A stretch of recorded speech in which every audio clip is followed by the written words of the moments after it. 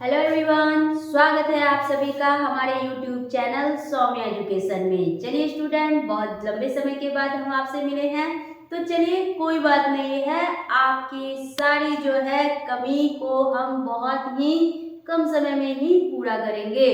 ठीक है, कुछ ऐसी जो है ओकेजन आ जाते हैं जिसके कारण थोड़ा सा जो है आपसे कुछ दिनों के लिए हमें दूर रहना पड़ा, लेकिन फिर हम आ चुके हैं आपको आपके लिए, यानी कि नए अंदाज में। तो चलिए, आज का जो ये टॉपिक होने वाला है ये खास करके बीपीएससी टीआरई फेज 2 के बच्चे के लिए, जो कि अभी दिसंबर में एग्जाम देने वाले हैं।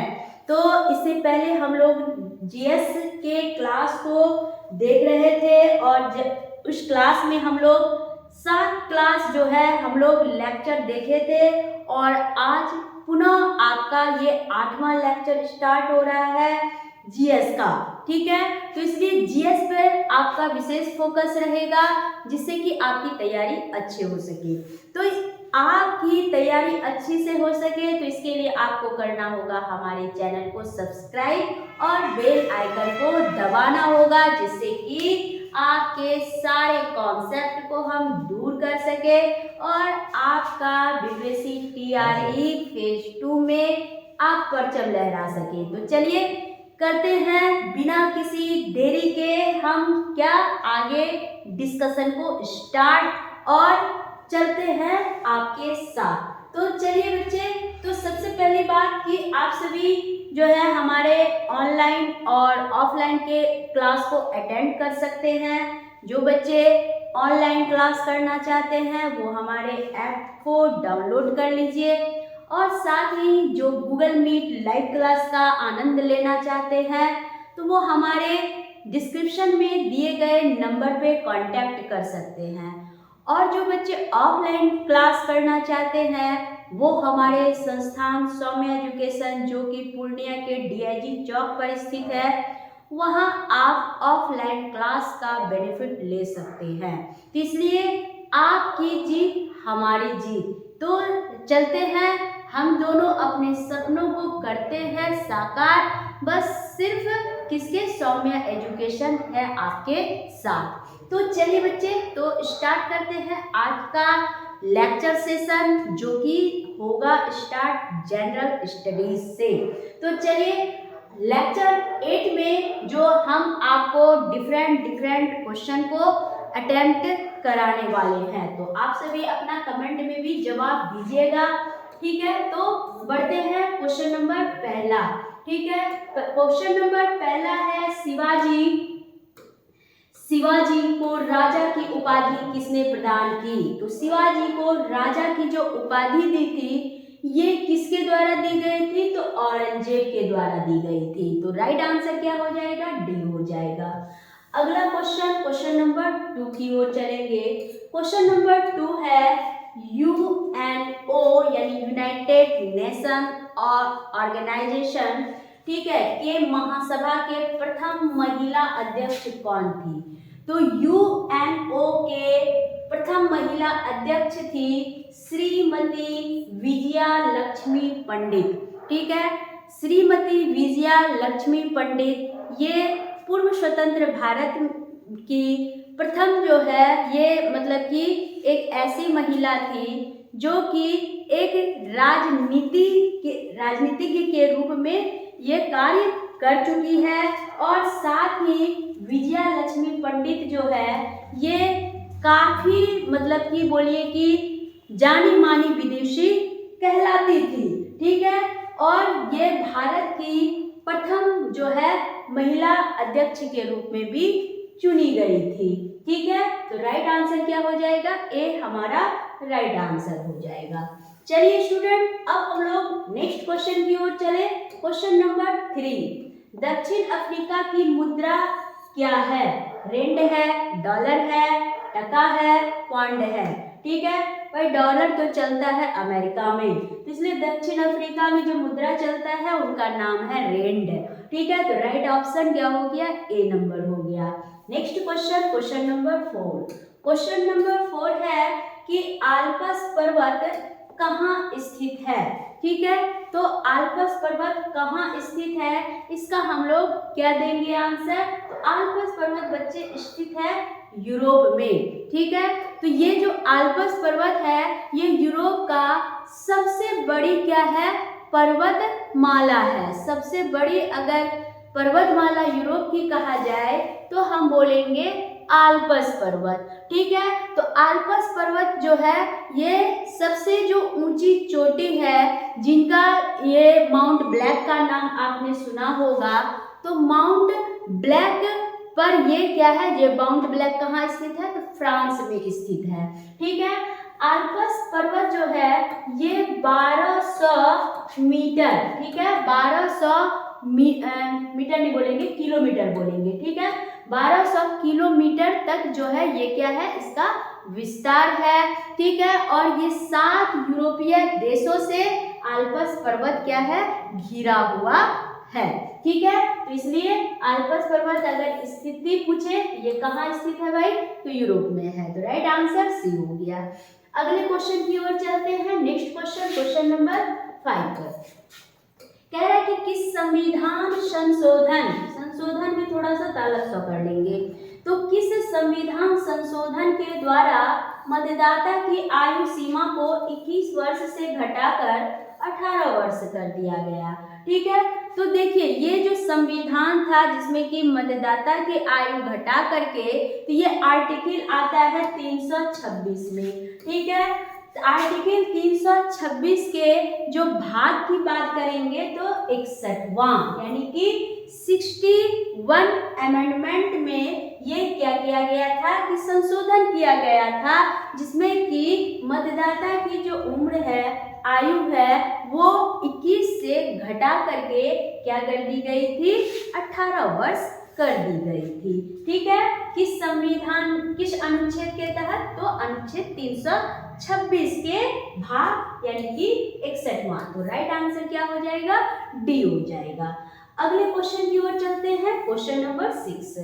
क्वेश्चन नंबर 6 कह रहा है कि हिरोशिमा पर गिराए गए बम का नाम क्या था।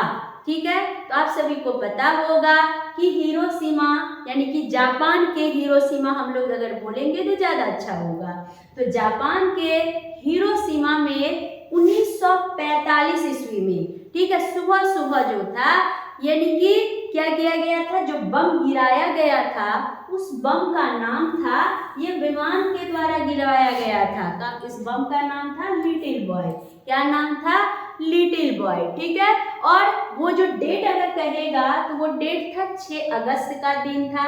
6 अगस्त 1945 ईस्वी को जापान के हिरोशिमा पर विमान के द्वारा लिटिल बॉय नामक बम गिराया गया था। तो option D is right answer. चलिए अगले क्वेश्चन की ओर चलेंगे। Question number 7। क्वेश्चन नंबर 7 है, सिंधु घाटी सभ्यता का सबसे प्रमुख बंदरगाह कौन था। तो सिंधु घाटी सभ्यता का अगर सबसे प्रमुख बंदरगाह की बात करें तो वो था लोथल। ठीक है, ऐसे तो अगर हम देखेंगे भाई तो सिंधु घाटी का जो बंदरगाह में आता है, जैसे कि लोथल का नाम आता है, फिर उसके बाद सुतकोर्ता का नाम आता है। ठीक है, फिर उसके बाद और भी हैं जैसे कि आपका प्रभास सदन का नाम है। तो ये सब क्या है, सिंधु घाटी सभ्यता के प्रमुख बंदरगाह थे, जिसमें कि लोथल मुख्य रूप से जो है प्रमुख बंदरगाह के श्रेणी में लिया जाता था। ठीक है, क्योंकि यहाँ से बहुत ऐसे जो है कृषि और ऐतिहासिक साक्ष्य के भी क्या हुई है, बहुत सारी प्राप्ति मिली है। ठीक है, तो हमारा राइट आंसर क्या हो जाएगा, लोथल। Right option D. चलिए अगला क्वेश्चन, क्वेश्चन नंबर 8 है। क्वेश्चन नंबर 8 में है कि शिव कुमार शर्मा का संबंध किस वाद्य यंत्र से है। देखिए शिव कुमार शर्मा जो है वो इनका जो संबंध है, तो एक तो ये एक कहिए कि महानायक थे किसके, संतूर की, किसके, संतूर की। साथ ही संतूर बजाने के साथ साथ एक गायक भी थे ये। ठीक है, कौन, शिव कुमार शर्मा जी। ठीक है, तो शिव कुमार शर्मा का संबंध किससे हो जाएगा? संतूर से हो जाएगा। ठीक, राइट आंसर ए। चलिए अगला question, question number 9। Question number 9 है, शेयर बाजार का नियंत्रण किसके द्वारा किया जाता है? ठीक है, आप लोग शेयर मार्केट के बारे में जानते होंगे। तो ये जो शेयर मार्केट का जो कंट्रोल पावर होता है वो किसके हाथों में होता है? आरबीआई के हाथों में होता है कि सेबी के हाथों में होता है कि पीएनबी के यानी कि पंजाब नेशनल बैंक के हाथों में होता है या यूटीआई के हाथों में होता है? ये आपको बताने हैं। तो शेयर बाजार का जो नियंत्रण होता है, कंट्रोल पावर होता है, वो सेबी के हाथों में होता है। ठीक है, क्या होता है? सेबी के हाथों में होता है। ठीक है, क्योंकि ये क्या होता है कि इनके हाथों में पूरा शेयर मार्केट का कंट्रोल होता है। अगर सेबी का फुल फॉर्म पूछे तो सेबी का फुल फॉर्म भी आप आराम से बता सकते हैं। यानी कि एस फॉर क्या हो गया? सिक्योरिटीज। एस फॉर क्या हो जाएगा? सिक्योरिटीज हो जाएगा। ई फॉर क्या हो जाएगा? तो एक्सचेंज। बी फॉर क्या हो जाएगा? बोर्ड। बी फॉर क्या हो जाएगा? Board of India. ठीक है, securities and exchange board of India, SEBI का फुल फॉर्म हो जाएगा। तो राइट आंसर क्या हो गया कि कंट्रोल पावर शेयर मार्केट का किसके हाथों में होगा? तो सेबी के हाथ में। Option B is right answer. अगला क्वेश्चन, क्वेश्चन नंबर 10। हल चलाने के निशान हड़प्पा सभ्यता के किस स्थल से प्राप्त हुए थे? ठीक है, बहुत अच्छा क्वेश्चन, ये साक्ष्य संबंधी क्वेश्चन है। तो हल चलाने के जो निशान मिले थे हड़प्पा से, तो ये मिले थे कालीबंगा से। कालीबंगा को हम काली चूड़ियों के नाम से, क्योंकि यहाँ काली चूड़ियों के साक्ष्य मिले थे। ठीक है, कालीबंगा जो कि राजस्थान और हनुमानगढ़ जिले के जो है पर स्थित है। ठीक है, कालीबंगन। तो हल चलाने के निशान का संबंध कहाँ से है? तो कालीबंगन से है। चलिए राइट आंसर डी हो गया। अगला क्वेश्चन, क्वेश्चन नंबर 11। बीमा क्षेत्र का विनियमन कौन करता है? ठीक है, तो बीमा क्षेत्र का जो विनियमन करेगा वो IRDA करेगा या सेबी करेगा या आरबीआई करेगा या यूटीआई करेगा, ये आपको बताना है। ठीक है, तो देखिए बीमा क्षेत्र का जो भी पॉलिसी फील्ड का विनियमन जो भी करेगा तो वो IRDA के हाथों में रहेगा। ठीक है, चलिए तो इसका राइट आंसर क्या देंगे? आपका ऑप्शन नंबर 1। ठीक है, IRDA। ठीक, चलिए आगे बढ़ते हैं। Next question, question number 12। Question number 12 है, भारत सरकार का प्रथम विधि अधिकारी कौन होता है? भारत सरकार का प्रथम विधि अधिकारी, विधि का मतलब होता है कानून। ठीक है, तो भारत सरकार का प्रथम विधि अधिकारी कौन होगा? तो महान्यायवादी होता है। कौन होता है? महान्यायवादी होगा। ठीक, क्योंकि महान्यायवादी वही क्या होते हैं? भारत सरकार के प्रथम विधि अधिकारी होते हैं। तो option B is right answer. अगला question, question number 13। Question number 13 है कि निम्नलिखित में से कौन एक सरोद वादक है? अमजद अली खान, अल्लाह रखा खान, एस बालचंद्रन, पन्नालाल घोष। ठीक है, तो यहाँ ये जो है आप सभी को पता होगा कि सरोद वादक का जब भी नाम आता है तो हम लोग ऑप्शन एकदम मार देंगे अमजद अली खान। ठीक है, तो अमजद अली खान एक विख्यात क्या थे? सरोद वादक माने जाते हैं, प्रसिद्ध सरोद वादक है। और भारत सरकार के द्वारा जो है इनको 1991 में यानी कि 1991 ईस्वी में क्या मिला था? यानी कि कला के क्षेत्र में पद्म भूषण से भी अमजद अली खान को विभूषित किया गया था। ठीक है, कौन सा जो है? पद्म विभूषण से। ठीक, चलिए राइट आंसर क्या हो जाएगा? ए हो जाएगा। अगले क्वेश्चन की ओर चलेंगे, क्वेश्चन नंबर 14।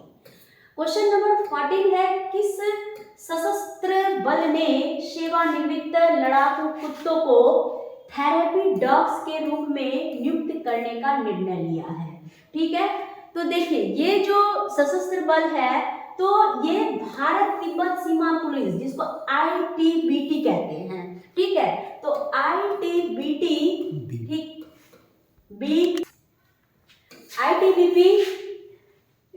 के ने एक ऐसा सशस्त्र बल बल है जो कि सेवानिवृत्त लड़ाकू कुत्तों को थेरेपी डॉग्स के रूप में निरूपित किया था। ठीक है, तो ये जो नियुक्त करने वाली है थेरेपी डॉग्स वाली जो बात आती है, तो थोड़ा सा ये इसका उपयोग चिकित्सा के उपचार के लिए, यानी कि चिकित्सीय क्षेत्रों में इनका क्या किया जाता है, यूज किया जाता है।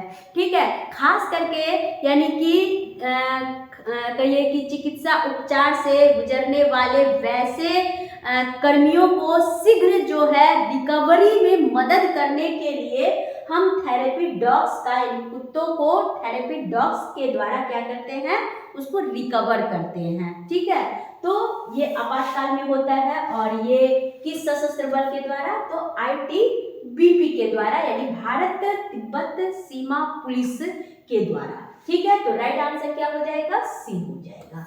चलिए नेक्स्ट क्वेश्चन, क्वेश्चन नंबर 15।